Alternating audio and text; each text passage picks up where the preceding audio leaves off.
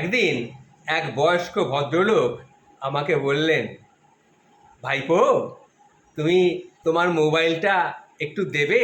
আমি বললাম, কেন কাকু, মোবাইল দিয়ে আপনি কি করবেন? না, আমার মোবাইলটা মনে হচ্ছে ঠিক মতন চলছে না, তুমি একটু দেখো তো বাবা। তখন আমি তার মোবাইলটা নিলাম, নিয়ে হাতে নিয়ে দেখলাম সেটিংস ফেটিংসগুলো, দেখলাম ঠিকই আছে। তখন আমি তাকে বললাম, কাকু আপনার মোবাইল তো ঠিকই আছে, তাহলে আপনি বলছেন চলছে না।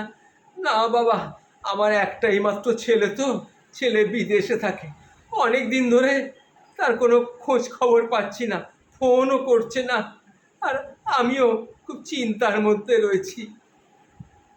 বুঝতে পেরেছো তো বাবা, মোবাইলটা সবাইকে খুব কাছে এনে দিয়েছে, কিন্তু কিন্তু কাছের লোকগুলোকে অনেক দূরে করে দিয়েছে বাবা, অনেক অনেক দূরে করে দিয়েছে।